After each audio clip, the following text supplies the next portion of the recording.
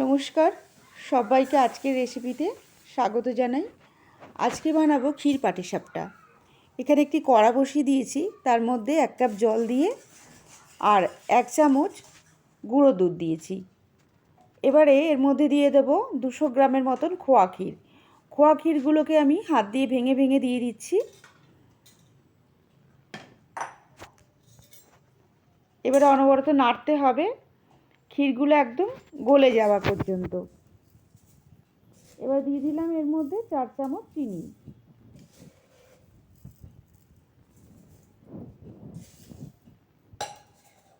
এবারে অনবরত নেড়ে যেতে হবে। নেড়ে নেড়ে এই ডেলাগুলো ভেঙে যাবে আর মিশে যাবে, একদম নরম হয়ে যাবে, একদম মাখনের মতন মোলাম হয়ে যাবে।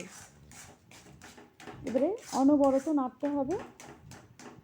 বেশি সময় লাগে না, 2-3 মিনিটের মধ্যেই হয়ে যাবে ক্ষীর।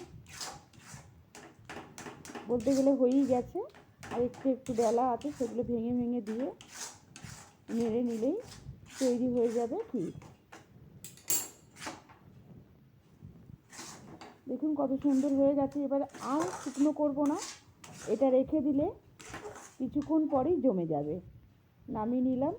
এবার একটি মিক্সি বাটির মধ্যে নিয়ে নিলাম 2 কাপ, মেজারিং কাপে 2 কাপ চালের গুঁড়ো, আতপ চালের গুঁড়ো নিয়েছি, আর 1/2 কাপ ময়দা, আর স্বাদ অনুযায়ী নুন দিয়ে ভালো করে মিশিয়ে নেব হ্যান্ড উইক্সের সাহায্যে। এবারে এটা ব্যাটারটা আমি দুধ দিয়ে গুলবো। এবারে দুধটার কোনো মাপ নেই, যতটা আমার লাগবে আমি ততটাই নেব।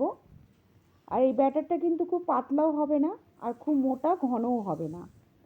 আর দিয়ে দিলাম মেজারিং কাপের 1 কাপ মেপে চিনি। আমি এটা চিনি দিয়ে বানাচ্ছি, কারণ একটু অন্যরকমভাবে করব, যাতে পাটিসাপটা সাদা হয়। এটা আপনারা যদি মনে করেন যে গুলেন গুড় দিয়েও ব্যাটারটা তৈরি করা যায়, সেটাও খেতে ভালো হয়। তো আজকে আমি চিনি দিয়ে করেছি। তো ব্যাটারটা আমার পারফেক্ট তৈরি হয়ে গেছে, একদম না ঘন হয়েছে আর না মোটা হয়েছে। ঠিক এইভাবে করতে হবে। এবার এর থেকে আমি কিছুটা তুলে নিচ্ছি একটি বাটিতে। এবার আমি একটু কমলা কালারের ফুড কালার মেশাবো, 3 ফোঁটা দেব।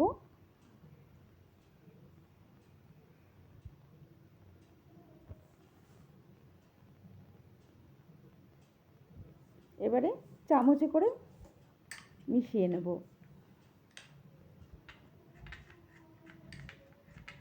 এবার এক সাইডে রেখে দিয়ে এবারে চলে যাব গ্যাস ওভেনে। তো হয়ে গেছে।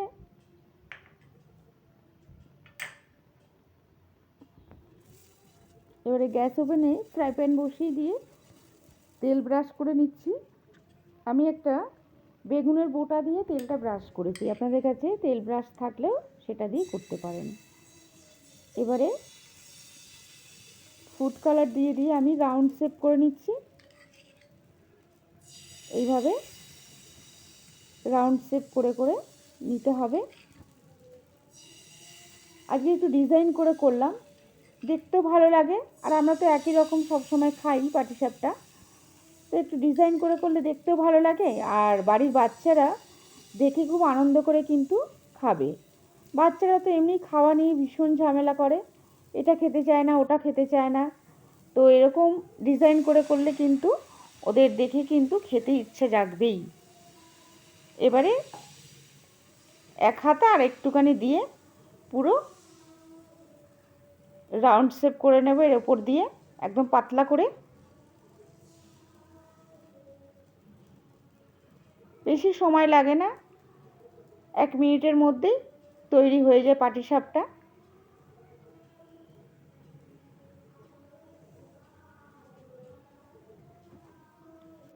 এবারে এর ওপর দিয়ে ক্ষীর দিয়ে দেব লম্বা করে। ক্ষীরটা হাতে কিছুটা নিয়ে লম্বা শেপ করে নিয়েছি, তো দিয়ে এবারে আস্তে আস্তে করে এবারে মুড়ে দিতে হবে। এরকমভাবে মুড়ে দিলেই তৈরি হয়ে যাবে পাটিসাপটা। করতে কিন্তু মাত্র 10 মিনিট সময় লাগে, বেশি সময় লাগে না, খুব তাড়াতাড়ি হয়ে যায়। আর খেতেও কিন্তু অসম্ভব সুন্দর হয়। আমি আর একটা বানিয়ে দেখাচ্ছি। তার একটু তেল ব্রাশ করে নিলাম। এবারে আবারও আগেরই মতন কালারটা রাউন্ড শেপ করে নেব। চামচে করে গোল গোল করে এইভাবে দিয়ে দেব। আপনারা যদি মনে করেন বোতল একটা নিয়ে বোতলের ছিপিটার মধ্যে একটি ছিদ্র করেও এইভাবে করতে পারেন। যে যেইভাবে সুবিধে মনে হবে সেইভাবে করে নেবেন। স্বাদে কিন্তু কোনো রকম হেরফের হবে না, কিন্তু খেতে কিন্তু খুবই সুন্দর হয়। দেখতেও যেমন, খেতেও কিন্তু অসাধারণ সুন্দর। বন্ধুরা, আজকের রেসিপিটা যদি আপনাদের ভালো লাগে অবশ্যই একটি লাইক করে দেবেন আর আমার চ্যানেলটিকে সাবস্ক্রাইব করে আমার পাশে থাকবেন। তো আবারও ক্ষীর দিয়ে দিলাম, দিয়ে এবারে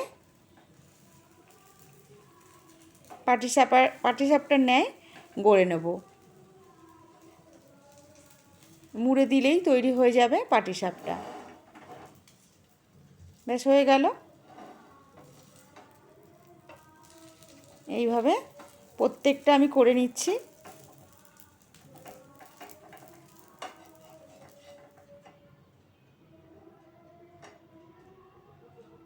হয়ে গেল। এইভাবে আপনারা বানিয়ে খান এবং সবাইকে খাওয়ান, খুবই ভালো লাগবে এবং সবাই আপনার প্রশংসা করবে। আজ এই পর্যন্ত, পরের যে কোনো রান্নায় আবার দেখা।